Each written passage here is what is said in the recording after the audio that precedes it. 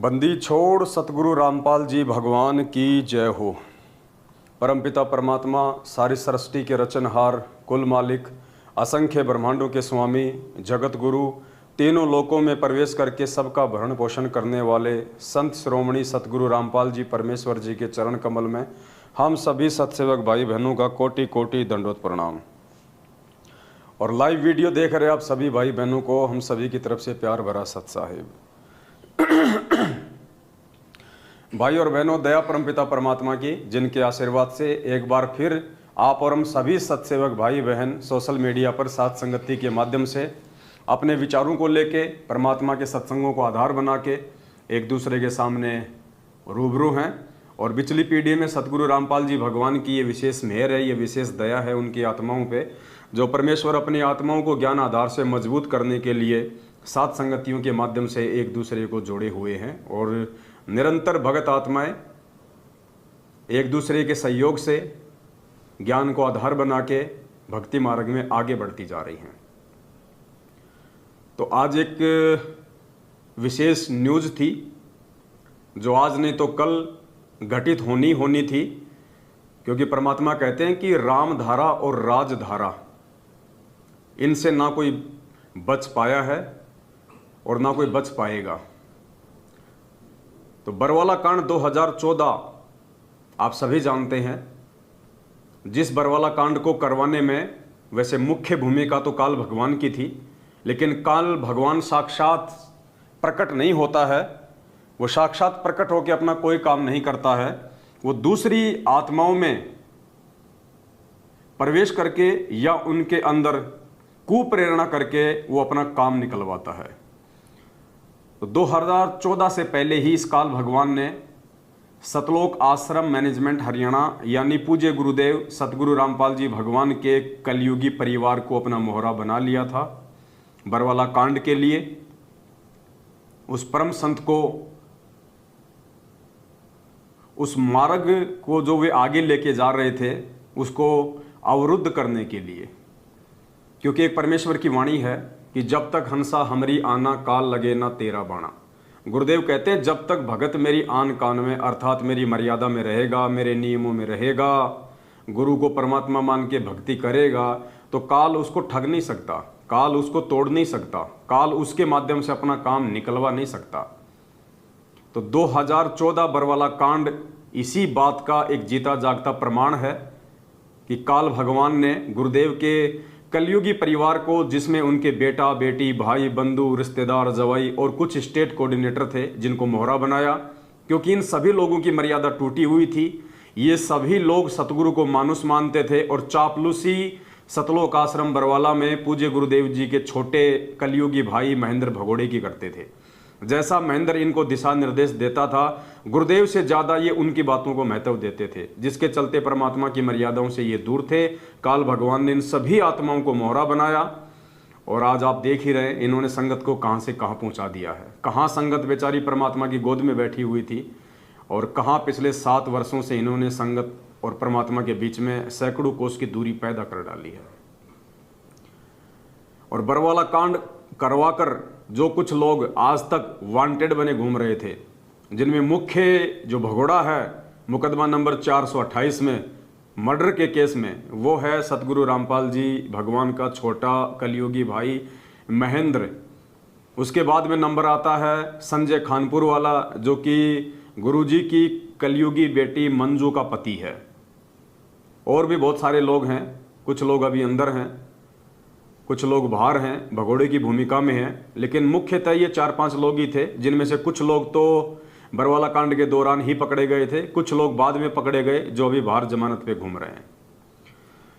तो आज ऐसा ही एक व्यक्ति पुलिस के हत्थे चढ़ गया है, जो पिछले 7.5 साल से भगोड़े की भूमिका निभा रहा था, यानी मंजू का पति संजय खानपुर वाला रिटायर्ड फौजी, जो आश्रम में सतगुरु रामपाल जी भगवान का बॉडीगार्ड बन के घूमता था, उनका गनमैन बन के घूमता था और पिछले 7 वर्षों से संगत के दान पे हराम के टूक तोड़ रहा था। दास ने उसको सलाह भी दी थी 1-2 बार, वो जयपुर आया था दास से मिलने के लिए। हालांकि दास को उसने काफ़ी कुछ भला बुरा कहा, लेकिन हमें तो कोई फ़र्क पड़ता नहीं इन सब बातों से। तो उसने कहा था कि मुझे 12,000 रुपये मुझे तनख्वाह मिलती है संगत की तरफ से। तो दास ने कहा, रे नालायक, तू काहे की तनख्वाह ले रहा है? तू हट्टा कट्टा आदमी, मजदूरी कर, कहीं टोकरी गेर, 40-45 साल की तेरी उम्र है, तू क्यों संगत के टुकड़ों पे पल रहा है? और तू खुश होके मेरे को कह रहा है कि मुझे 12,000 रुपये मुझे तनख्वाह मिलती है, जैसे तू लोगों के घर में जाकर तू उनके खेतों के अंदर हल चला रहा हो। तो पुण्यात्माओं, हराम के खाने वाला कब तक बचेगा? आज नहीं तो कल पकड़ा तो जाना ही था। परमात्मा के दोषी हैं ये लोग, कब तक छुपते फिरेंगे, कब तक भागते फिरेंगे? तो देर सवेर बाकी लोगों का भी नंबर आएगा, इसमें कोई दो राय नहीं है। आज संजय खानपुर वाले का नंबर आया है। अब बेटे की अच्छे से जो है उसकी खातिरदारी होगी जवाई राजा की, जैसे जवाई राजा की ससुराल में खातिरदारी होती है ना, चावल बनाते हैं, फिर घी डालते हैं, फिर बूरा डालते हैं, सास उसके पास में बैठ जाती है हैं। अब वो पुलिस वाले सास बन के उसके पास बैठेंगे और ढंग से उसका जो रिमांड जिसको हम कहते हैं ना, अब अच्छे से होगा। अब क्योंकि 7 साल से जितना संगत का खाया है वो परमात्मा निकालेगी पीगा। तो हम आगे बढ़ेंगे, क्योंकि एक पीला पर्चा सतलोक आश्रम मैनेजमेंट हरियाणा वालों ने उसी विषय पे अभी शाम को 7 बजे भेजा है। बताओ, 7 बजे भी गुरुजी तो बिल्कुल हाजिर जवाब रहते हैं इनके लिए। चाहे रात को 12 बजे गुरुजी से जवाब मंगा लो, बिल्कुल तैयार रहते हैं परमात्मा इनके लिए। बताओ ये कौन सा टाइम है? देखो ऊपर टाइम लिखा हुआ है, ये देखो इधर, समय 7 PM। बताइए, और तारीख कितनी? आज ही आया है 23 जून 2022, यानी आज की डेट है।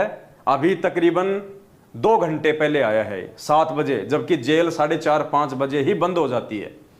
लेकिन 7 बजे का इन्होंने ये पर्चा भेजा है कि 7 बजे संत रामपाल जी महाराज जी ने हिसार जेल से सर्व संगत के लिए एक स्पेशल फरमान भेजा है। तो फरमान आपको एक बार पढ़ के सुना देते हैं। और पकड़ाने वाले भी मैनेजमेंट के ही लोग हैं। दास ने आपको एक बार कहा था पुण्यात्माओं कि मैनेजमेंट के अंदर 3-4 गुट बने हुए हैं। मैनेजमेंट में 3-4 खेमे बने हुए हैं, और इन लोगों ने केवल संगत को मोहरा बना के धर्म को धंधा बना रखा है। इन्हें भक्ति से, ज्ञान से कोई मतलब नहीं है। ये यदि ज्ञान प्रचार करवाते हैं तो सिर्फ अपने स्वार्थ के लिए करवाते हैं कि ज़्यादा से ज़्यादा लोग नाम दीक्षा लेंगे तो ज़्यादा से ज़्यादा हमारे पास ज्योति, दान और पाठ का पैसा आएगा। वरना इन लोगों को कोई मतलब नहीं है दुनिया में ज्ञान फैलाने का। अगर इनको खुद को ज्ञान होता, अगर इन मैनेजमेंट वालों को, सतलोक आश्रम वालों को, गुरुजी के परिवार वालों को अगर खुद को ही ज्ञान होता, आध्यात्मिक ज्ञान होता या कोई सामाजिक ज्ञान होता, पुण्यात्माओं ये बरवाला कांड ही ना होता। अगर इनको खुद को ज्ञान होता तो परमात्मा के बच्चों को कौन वहां पे काले कपड़े पहना के बैठा था? कौन परमात्मा के बच्चों को उनके हाथों में डंडे, लठ, पत्थर, पेट्रोल बम और बंदूक देके पुलिस वालों के सामने मरने मारने के लिए खड़ा करता? तो इनको खुद को ही ज्ञान नहीं, दुनिया को क्या शिक्षा देंगे? ये जितने भी टीवी चैनलों पे इन्होंने सत्संग चलवा रखे हैं, बेचारे भोले भाले भक्तों को मोहरा बना के फ्री के मजदूर पकड़ के जो ये गांव-गांव में जो पुस्तकें बंटवाते हैं केवल अपने धार्मिक धंधे के लिए। इन्हें केवल अपने धंधे से मतलब है, संगत से मतलब नहीं है, इनको दुनिया से मतलब नहीं है, इनको भक्ति और भगवान से मतलब नहीं है। इनको केवल पैसों से मतलब है कि बस पैसे मिलते रहें, हमारा काम होता रहे। और दास का ये जो भगोड़ा जो पकड़ा गया है, बरवाला कांड का मुख्य दोषी मंजू का पति संजय खानपुर वाला, मेरा इससे कोई राग द्वेष नहीं है। ना इसने मेरी कोई ज़मीन हड़प रखी है, ना इसने मेरे कोई पैसे मार रखे हैं, ना मैंने उसकी ज़मीन हड़प रखी है, ना मैंने उसके कोई पैसे मार रखे हैं। लेकिन जो सत्य है वो कहना हमारी सेवा है। ये परमात्मा का दोषी है, इसलिए पूरी संगत का दोषी है ये। और 7.5 साल से संगत के दान पे हराम के टूक तोड़ रहे थे ये। आज ये पकड़ा गया है देर सवेर, क्योंकि कहते हैं ना कि परमात्मा के घर में देर है, अंधेर नहीं है। तो एक न एक दिन सबका नंबर आएगा, और ये समय नजदीक आता जा रहा है। ये परमेश्वर के बाहर आने का भी समय नजदीक आता जा रहा है, और परमेश्वर उसी दिन बाहर आएंगे जिस दिन ये सारे के सारे दोषी, चाहे वो क्रोथा कांड के हों, चाहे बरवाला कांड के हों, ये महेंद्र भगोड़े से लेके जितने भी भगोड़े हैं, जितने भी ये दोषी लोग हैं, जब तक ये लोग सलाखों के पीछे अंदर नहीं हो जाते तब तक परमात्मा बाहर नहीं आने वाले। तो धीरे धीरे एक एक करके सारे भगड़ों का नंबर आ रहा है, सब अंदर जाएंगे, सबकी हड्डियां टूटेंगी। और अब क्या करेगा ये जाके, जैसे इसके बाकी भाइयों ने किया था जेल जाके, गुरु जी के खिलाफ ही बॉन्ड भर देगा, गुरु जी के खिलाफ अपने बयान देगा। जब पिछवाड़े पे डंडे पड़ेंगे तो गुरु जी के खिलाफ पुरुषोत्तम की तरह, रामकुमार ढाका की तरह, बलजीत की तरह ये लिख लिख के दे देगा वहां पे कि साहब हमने कुछ नहीं किया, हमसे जो भी करवाया संत रामपाल जी महाराज जी ने करवाया। संत रामपाल जी महाराज जी के कहने पे हमने कमांडो बनाए, संत रामपाल जी महाराज जी के कहने पे हमने पेट्रोल बम रखवाए, हमने भक्तों को मेन गेट पे बैठाया, क्योंकि संत रामपाल जी महाराज जी नहीं चाहते थे कि मैं कोर्ट में जाऊं। सारा का सारा ब्लेम, पूरा का पूरा ठीकरा गुरु जी के सिर पे फोड़ दिया जाएगा। हो सके तो अखबारों की कटिंग में आजकल में इसके बयान आने शुरू हो जाएंगे, आप जी देख लेना। सेम टू सेम यही बातें आपके सामने आएंगी जो आज से पहले बाकी जो है पकड़े गए लोगों के बयान आए थे। तो देर सवेर नंबर आया और नंबर आएगा, बाकी लोगों का भी आएगा, और उन मनवस लोगों को भी अपने कुकर्मों की सजा मिलेगी। उन नामदान संचालक और उन कोऑर्डिनेटरों को भी अपने प्रत्येक कुकर्म की सजा मिलेगी जो उस परमेश्वर के बच्चों को ये फर्जी नामदान केंद्र खोल खोल के ज्योति पाठ और दान के आदेश बता बता के इन फर्जी आश्रमों में भेज भेज के बेचारों को भक्ति धन से और आर्थिक रूप से उनको ठग रहे हैं। नंबर उनका भी आएगा, भले उनका नंबर पुलिस की पकड़ में ना आवे, लेकिन जैसे अभी 4-5 दिन पहले मध्य प्रदेश के मांडला का तहसील कोऑर्डिनेटर राकेश दास सारनामी, जो अभी हार्ट अटैक से जो मरा है, उसके 1 महीने पहले बिहार का स्टेट कोऑर्डिनेटर राजदेव बाबू बाथरूम में बैठा बैठा ही मर गया, हार्ट अटैक। उससे पहले गुजरात का कोऑर्डिनेटर कानू दास, वो मर गया। तो पुण्यात्मा धीरे धीरे सबका नंबर आएगा। उससे पहले जम्मू कश्मीर का स्टेट कोऑर्डिनेटर ताराचंद, वो हॉस्पिटल में मरा, अकाल मौत बीमारी से। और आए दिन संगत तो आलू टमाटर की तरह मर ही रही है।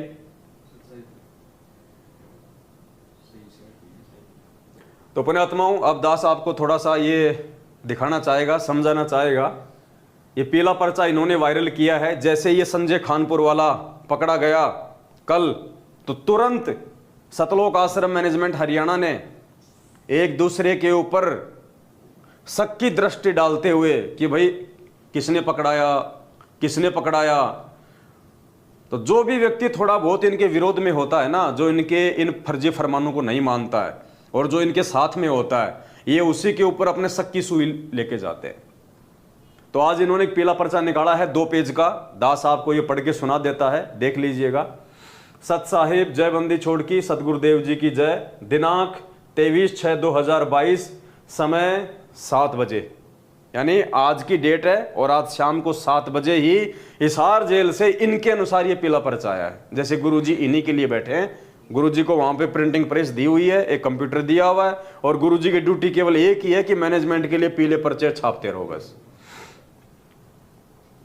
ये देखिए, सत साहिब सर्व संगत व सर्व आश्रमों तथा नामदान केंद्रों तथा सत्संगों को करने वाले सब सेवादारों को दास का निर्देश है। यानी गुरुजी ने पूरे मैनेजमेंट को स्पेशली एक आदेश दिया है, एक निर्देश दिया है आज सख्त स्पेशली। दास का निर्देश है कि भगत सुभाष पुलिस वाला सनोप श्री महेंद्र सिंह, गांव शुंडाना, जिला रोहतक की नो एंट्री की जाती है। कोई सुभाष दास है, कोई पुलिस वाला, भगत ही है, रोहतक का है। तो स्पेशली आदेश बताया है गुरुजी की तरफ से। लिखने वाले तो कौन है आपको अच्छे से मालूम है ही कि ये पीले पर्चे कौन छापता है। जिला रोहतक की नो एंट्री की जाती है। उस सुभाष दास पुलिस वाले की सभी आश्रमों से, सभी नामदान केंद्रों से नो एंट्री की जाती है। और अगर इनका बस पड़े तो ये धरती से नो एंट्री कर दें, धरती से, लेकिन इनका इतना जोर नहीं चल पा रहा। इस पर शक है। अब बताओ, अरे भगवान किसी पे शक करता है क्या? पुण्यात्माओं विचार करो। ये क्या साबित कर रहे हैं गुरु जी को? आप और हमारे जैसा 2 कोटि का जीव क्या कह रहे हैं? देखो, इस पर शक है कि इसने भगत संजय दास खानपुर वाले को सीआईडी करके पकड़वाया है। यानी ये संगत ने विचार करना है। ये तो जो मर्जी लिखेंगे इस पीले पर्चे में, इनका तो काम है, काल भगवान इनकी बुद्धि पे बैठा हुआ है, पेन कॉपी इनके हाथ में दी हुई है, ये जो मर्जी लिखेंगे। लेकिन आपको ये पीला पर्चा दिखाने का दास का मतलब क्या है कि आप लोग समझो, इसकी लिखावट को समझो, इस पीले पर्चे के शब्दों को समझो। क्या वो परमात्मा भी किसी पे शक करेगा? क्या भगवान भी शक करने लग गया? एक तरफ तो हम गुरु जी को अंतर्यामी कहते हैं कि अंतर्यामी एक तुम, आत्म के आधार, जो तुम छोड़ो हाथ तो मैं कौन उतारे पार। अरे अंतर्यामी को शक करने की क्या जरूरत है? अंतर्यामी तो सीधा सीधा बोल दे कि भैया इसी ने पकड़वाया है और कोई दूसरा नहीं है, यानी बात खत्म। अब ये शक की बात कहां से आ गई? पुण्यात्मा, शक कौन करेगा? शक वो व्यक्ति करेगा जिसको सच्चाई का नहीं पता है, जिसको हकीकत का नहीं पता है, जो 50-50 है, जिसको संदेह है कि वो भी हो सकता है और वो भी हो सकता है। तो यहां पे गुरुजी के नाम से ये पीला पर्चा लिखा गया है और कह रहे हैं कि गुरुजी को शक है। यानी गुरुजी लिख रहे हैं इस पीले पर्चे में मैनेजमेंट के अनुसार कि मेरे को शक है। यानी बिना कोई चीज फाइनल, बिना कोई प्रमाणु के क्या हमारे गुरुजी कभी कोई बात बोलते हैं? हमारे पूज्य गुरुदेव जी की सबसे बड़ी खासियत क्या है? सबसे बड़ी खासियत है कि हमारे गुरुदेव कोई भी शब्द अपने मुख कमल से उस समय बोलते हैं जब उनके पास में उसके विषय में 10 प्रमाण होते हैं, उनके पास में वो सबूत होते हैं। जैसे परमात्मा ने ब्रह्मा विष्णु महेश की उत्पत्ति बताई, उनके माता पिता बताए, उनकी जन्म मृत्यु बताई, तो परमात्मा ने उनके 10 उनके एग्जाम्पल दिए, उनके सबूत दिए। और यहां क्या कह रहे हैं? गुरुजी को भी शक है। यानी गुरुजी आश्वस्त नहीं है, यानी गुरुजी अभी पूरी तरह से इस बात से अपरिचित हैं, आप और हमारी तरह 2 कोटि के जीव की तरह। तो भगवान भी शक करने लग गया। एक नया पॉइंट निकल के आया है। थोड़े दिनों में पता नहीं क्या क्या बना देंगे गुरुजी को, देखते जाना आप। अगर आप लोगों ने आंखें नहीं खोली ना, पता नहीं गुरुजी को क्या क्या बना देंगे ये। तो कह रहे हैं भगवान को भी शक है भाई।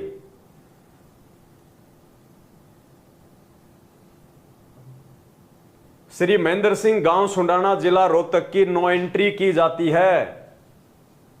इस पर शक है कि इसने भगत संजय दास खानपुर को सीआईडी करके पकड़वाया है। अब दूसरी बात पुण्यात्माओं, परमात्मा ये पीला पर्चा क्यों लिखेंगे? अरे जो जैसे कर्म करेगा अपना भोगेगा, अपना पाएगा। गुरुजी क्यों पक्ष लेंगे एक भगोड़े का? एक भगोड़े व्यक्ति का गुरुजी क्यों पक्ष लेंगे? विचार करो पुण्यात्माओं। परमात्मा ने अपना खुद का पक्ष नहीं लिया। और कोर्ट में क्या कहा था गुरुजी ने हंसते हुए जब उनको सजा सुनाई गई कि भैया ऊपर वाला देखेगा, परमात्मा देखेगा हमारा, तो हंसते हुए। तो यहां गुरुजी कैसे किसी का जो है वो पक्ष लेंगे? अपने ही एक भगत पे गुरुजी शक कर रहे हैं और अपने एक भगत को जो कि भगोड़ा घोषित है। विचार करो, क्या भगोड़े व्यक्ति का गुरुजी कभी पक्ष लेंगे? अरे जो भगोड़ा है वो भगवान का भगत कहां से हो गया? भगवान का भगत कभी भगोड़ा नहीं हो सकता, क्योंकि भगत कभी कोई गलत काम नहीं करता। और जो गलत काम करता वो जो है वो भगत नहीं होता। और जो भगत होगा वास्तव में वो भगेगा नहीं, वो भगोड़ा नहीं होता। और फिर भी जो व्यक्ति 7.5 साल से पुलिस के आगे बरवाला कांड के बाद में भगोड़ा बन के घूम रहा है, तो सबसे बड़ा दोषी है वो। अगर ये संजय खानपुर वाला, ये मंजू का ये पति, अगर बरवाला कांड में इसका कोई दोष नहीं था, अगर ये दोषी नहीं है, तो इसको भगोड़ा बन के भगने की क्या जरूरत थी? जैसे हमारे गुरुदेव पुलिस के साथ चले गए, ये भी चला जाता। इसको भी अपने गुरुजी पे विश्वास होना चाहिए था, इसको भी अपने भगवान पे विश्वास होना चाहिए था कि भाई ये तो परीक्षा है, जब हमारे गुरुजी नहीं भग रहे तो हम क्यों भगे? देखा जाएगा, हम सत्य हैं, जीत हमेशा सत्य की होती है, आज नहीं तो कल। परमात्मा कभी तो हमारी सुनेगा, जैसा कि पूज्य गुरुदेव जी कहते हैं। तो इसको भगने की जरूरत क्या थी? पुलिस के आगे भगोड़ा बन के, चोर बन के। इसका मतलब ये दोषी है। और दास तो भाई आई विटनेस है, आई विटनेस। मैं तो था बरवाला कांड में, मेरे को भी इन्होंने छोटा मोटा कमांडो बनाया हुआ था वहां पे। तो मुझे तो मालूम है कि बार बार यही आदेश लेके आता था। गुरु जी का आदेश आ गया, भक्तों गुरु जी तुम्हारी सेवा से अति प्रसन्न हैं। हम भूल जाया करते, वाह भाई वाह, आज तो मौज होगी। भक्तों सबको सार नाम मिलेगा, गुरु जी ने बोल दिया है। जिसको प्रथम नाम है उसको सतनाम मिलेगा, जिसको सतनाम है उसको सार नाम मिलेगा। बरवाला कांड होते ही बताइए, ये भगोड़ा आदमी आज जब ये पकड़ा गया तो गुरुजी इसका पक्ष लेंगे।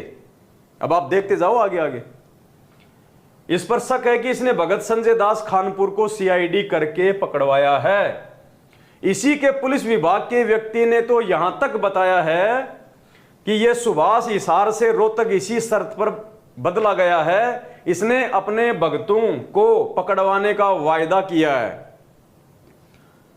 अब आगे क्या लिखा जा रहा है कि जो इसके साथी भगत हैं, जो पुलिस में हैं, इसके डिपार्टमेंट में हैं, सुभाष के डिपार्टमेंट वाले, तो यहां तक कह रहे हैं कि ये पहले हिसार में था ये पोस्टेड, और इसको रोहतक में केवल इसीलिए पोस्टेड किया गया है कि इसने बरवाला कांड के जो भगोड़े भगत हैं उनको पकड़वाने का वायदा किया था हरियाणा प्रशासन को कि आप लोग मेरा जो तबादला है वो हिसार से रोहतक कर दो, और मैं वादा करता हूं कि बरवाला कांड के जितने भी भगोड़े हैं एक एक करके मैं सबको पुलिस को पकड़वा दूंगा।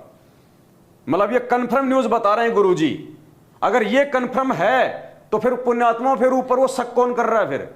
फिर शक करने की गुंजाइश कहां रह गई? फिर जब इतना कंफर्म हो गया, इसके डिपार्टमेंट वाले यहां तक बता रहे हैं कि इसका तो प्रमोशन, इसका तो तबादला इसलिए हुआ हिसार से रोहतक में कि इसने भक्तों को पकड़वाने का वायदा किया था, तो फिर शक की बात कहां रह गई? फिर गुरुजी शक क्यों लिखेंगे ऊपर कि हमें शक है? जब इतना बड़ा पुख्ता प्रमाण आ गया सामने, उसी के लोगों ने कह दी ये बात, फिर वो शक की बात यहां पे गुरुजी क्यों करेंगे कि हमें शक है?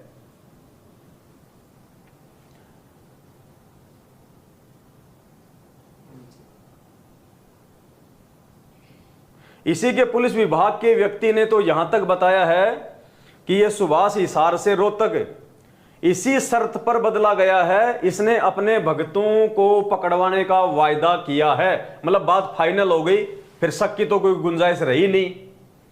तब यह बदला गया है। यह कौन? यह सुभाष 12, 13, 14 जून 2022 परमात्मा के प्रकट दिवस पर तीनों दिन रोहतक के सिंहपुरा आश्रम में सेवा के बहाने रहा था। 3 दिन का जो ये प्रकट दिवस था ना, कागज की फोटो का, ये रोहतक के सिंहपुरा आश्रम में भी मनाया गया था। तो कह रहे हैं कि तीनों दिन ये वहां भंडारे में मौजूद था, ये सुभाष पुलिस वाला। अच्छा, रोहतक के सिंहपुरा आश्रम में सेवा के बहाने रहा था, जैसा इसी के विभाग के व्यक्ति ने बताया। ये भी फाइनल है। जब तक इसका जवाब नहीं आता तब तक इसकी नो एंट्री की जाती है।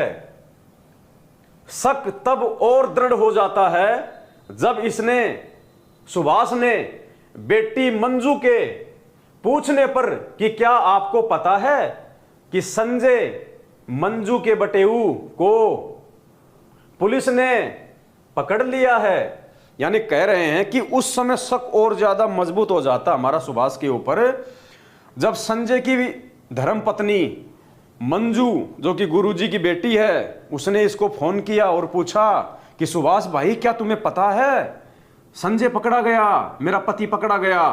तो इसने कहा कि हाँ मुझे पता है, पकड़ा गया, अभी 1 घंटे पहले तो पकड़ा गया। उसे तो 1 घंटा हो गया है पकड़े हुए। रोहतक की एसटीएफ टीम ने पकड़ा है। उसी एसटीएफ टीम में सुभाष भेष बदल कर आया है। ये भगत, ये गलत मिसप्रिंट है। भगत बदल कर तो मतलब है नहीं, भेष बदल कर ही होगा। यानी उस जिस रोहतक की जिस एसटीएफ टीम ने इस संजय खानपुर, इस भगोड़े को जो पकड़ा है, कह रहे हैं कि उसी टीम का सदस्य था ये सुभाष। बेटी मंजू ने कहा कि भाई आपको पता था तो बताया क्यों नहीं? उत्तर था कि ध्यान नहीं रहा, कि भाई मैं भूल गया बताना, मुझे मालूम था कि तेरा पति पकड़ा गया और घंटा भर हो गया, लेकिन मैं बताना भूल गया। अब देखिए आगे क्या कह रहे हैं गुरुजी इन लोगों की तरफ से। यदि भगत सुभाष का स्पष्टीकरण संतोषजनक नहीं मिला तो इसको गुरुद्रोही घोषित किया जाएगा। अब पहले तो उस पर इतने शक किए जा रहे हैं, फिर उसके डिपार्टमेंट के लोग भी बता रहे हैं, और अभी भी क्या कह रहे हैं कि एक बार सुभाष से पूरी बात कर लो, अगर संतोषजनक कोई जवाब नहीं मिलता है तो फिर उसको गुरुद्रोही घोषित कर दो। यानी गुरुद्रोही, फिर इसका मतलब गुरुजी घोषित नहीं कर रहे, गुरुद्रोही तो मैनेजमेंट घोषित करेगा। अगर मैनेजमेंट अगर संतुष्ट हो गया तो ठीक है, ये गुरु भगत है, और मैनेजमेंट यदि संतुष्ट नहीं हुआ तो ये गुरुद्रोही है। तो विचार करो भाइयों, गुरुद्रोही कौन घोषित कर रहा है? गुरुजी कर रहे हैं या मैनेजमेंट गुरुद्रोही घोषित कर रहा है? देखो ये क्या लिख रहे हैं, यदि भगत सुभाष का स्पष्टीकरण संतोषजनक नहीं मिला तो इसको गुरुद्रोही घोषित किया जाएगा। यदि सच में यह गलती की है तो परमात्मा का दोषी है।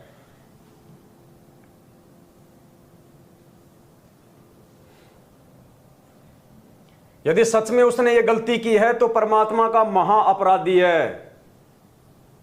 आस्तीन के सांप का काम किया है। बताओ, भगोड़े को पकड़वा दिया तो आस्तीन का सांप हो गया। गुरु गद्दारों को यदि किसी ने पकड़वा दिया तो ये तो नेक काम है, आज नहीं तो कल ये तो वैसे पकड़े जाते। और मान लो पुण्यात्माओं, अगर इसको ये सुभाष ने नहीं पकड़वाया होता और पुलिस ने ही पकड़ लिया होता तो क्या पुलिस को भी गुरुद्रोही घोषित करते? बताओ, क्या पुलिस को भी गुरुद्रोही घोषित करते?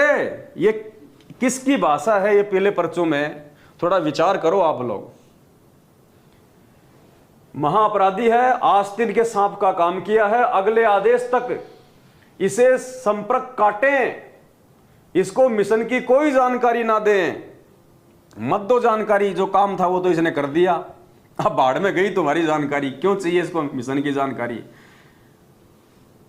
और तुम लोग जो शब्द जो ये लिख रहे हो ना कि इसको मिशन की जानकारी ना दें, तुम लोग खुद ही आतंकवादी वाले काम कर रहे हो। अरे अगर तुम भगत हो, तुम्हारा काम अगर विश्व कल्याण का है तो नालायकों, तुम्हारे मिशन में कौन सी AK-47 बंदूकें बन रही है जिसकी जानकारी हो जाएगी तो बहुत बड़ा नुकसान हो जाएगा। अरे भगत कभी कोई छुपा के काम करता है क्या? भगत कोई आतंकवादी होता है क्या? भगत कोई 2 नंबर का काम करता है क्या जो उसके मिशन की जानकारी हो जाएगी? तुम ज्यादा से ज्यादा क्या करते हो? पुस्तकें छपाते हो, टीवी पे सत्संग चलवा रहे हो, भगतों से दान का पैसा खा रहे हो। अगर तुम AK-47 बंदूकें बना रहे हो जब तो भाई बात अलग है। तो कह रहे हैं इसको मिशन की कोई जानकारी ना दें, जैसे तुमने बहुत बड़ा कोई महाकल्याण का काम छेड़ रखा हो। भक्तों को ज्योति पाठ के नाम पे लूटते रहते हो, साल में 3-4 तुम्हारे दिवस आ जाते हैं, बस ये तुम्हारा मिशन है, ये तुम्हारा काम है। और कौन सा मिशन है भाई तुम्हारा? बताइए।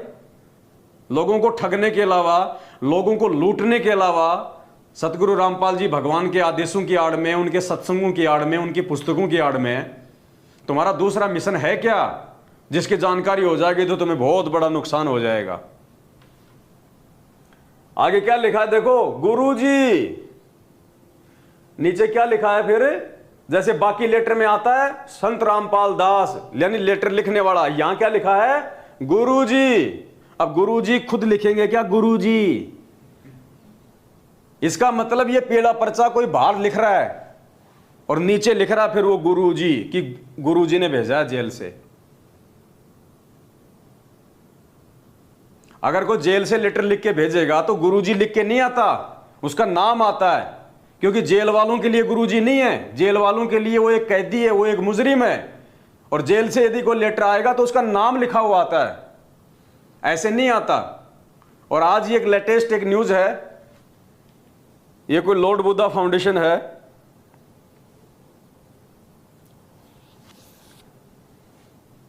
क्या आपके पास? मेरे को भेजना। भगत जी आप भेजो मेरे उस पे दूसरे नंबर पे भेजो 827384 वाले पे।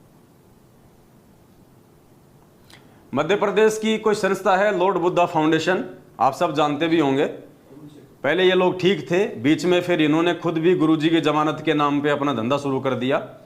तो इन्होंने अभी महीने भर पहले हिसार जेल में कोई आरटीआई लगवाई थी कि भाई हिसार जेल से संत रामपाल जी ने कोई लेटर, कोई वीडियो, कोई ऑडियो, कोई पत्र, कुछ संदेश कोई भेजे हैं क्या आज तक 7 साल से जब से वे जेल में गए हैं। तो उसका जवाब आया है कि हिसार जेल से कोई भी ऑडियो, कोई भी वीडियो, कोई भी लेटर, कोई भी संदेश, कोई भी चिट्ठी उनकी तरफ से बाहर नहीं भेजी गई है, ना कोई पुस्तक भेजी गई है। आज स्पष्ट वो आरटीआई में लिखा हुआ है। और कितनी आरटीआई पहले लग चुकी हैं इन्हीं मुद्दों को लेके। हर बार जवाब आता है सुनने, यानी कुछ नहीं भेजा गया जेल से, बाहर से लोग कोई धोखाधड़ी कर रहे हैं, कोई फ्रॉडबाजी कर रहे हैं। भेज दिया गया।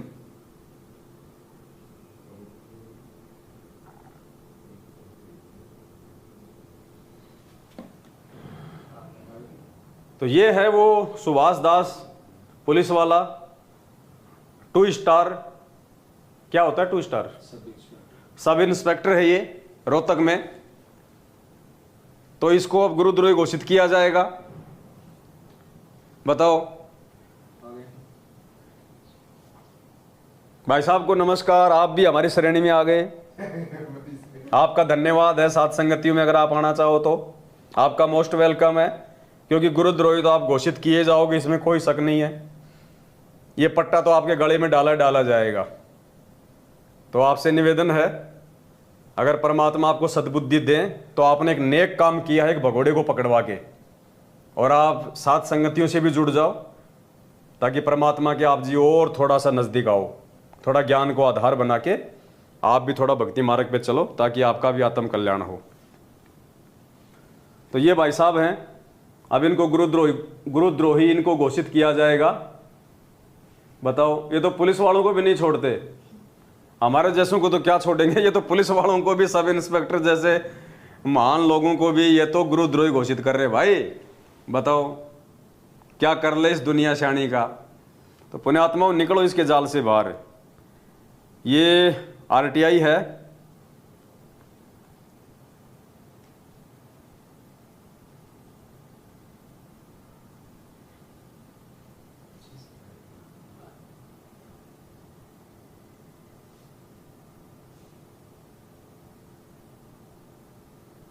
ये दास आपको थोड़ा पढ़ के सुनाएगा।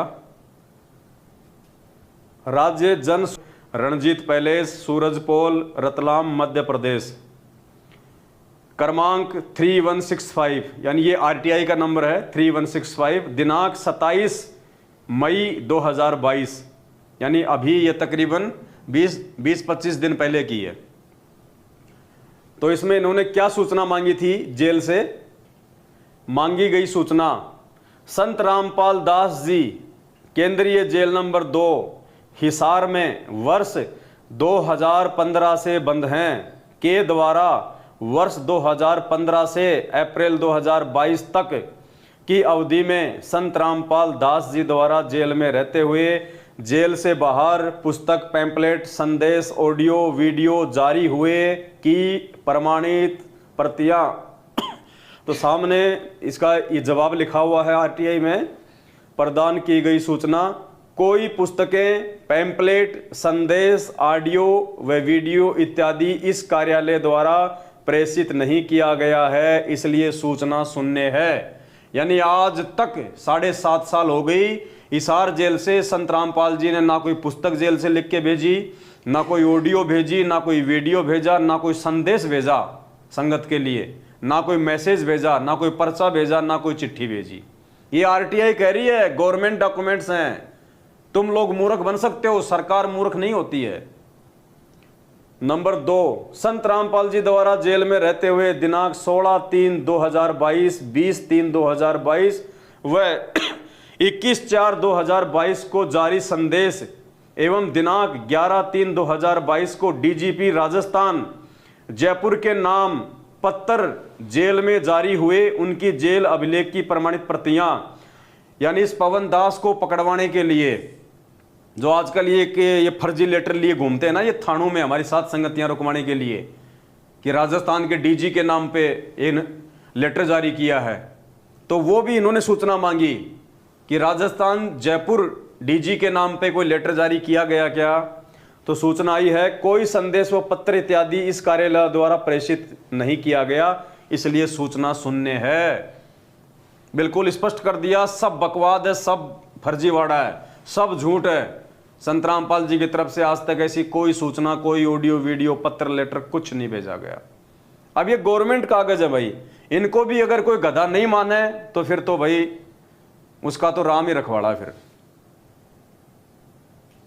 राज्य जन सूचना अधिकारी कम जेल अधीक्षक केंद्रीय जेल नंबर 2, ये उनके सिग्नेचर हैं, ये है पूरा सिस्टम। ये अब बताओ, आपकी आंखों के सामने है सारा, आरटीआई है, सब कुछ है। तो थोड़े दिनों में भाई साहब का भी पीला पर्चा आ जाएगा, आधा तो आ गया है, आधा और आ जाएगा। अगर इनके जवाब से अगर महेंद्र भगोड़ा संतुष्ट नहीं होता है तो इनको भी गुरुद्रोही घोषित कर दिया जाएगा। तो पुण्यात्माओं, इस काल भगवान के जाल से निकलो, परमात्मा दया करे, सात संगतियों से जुड़ो, मालिक की शरण में आओ। एक ये छोटी सी सूचना थी जो आप सभी भगत भाई बहनों को देनी थी, परमात्मा के आशीर्वाद से आप जियों को दी गई है।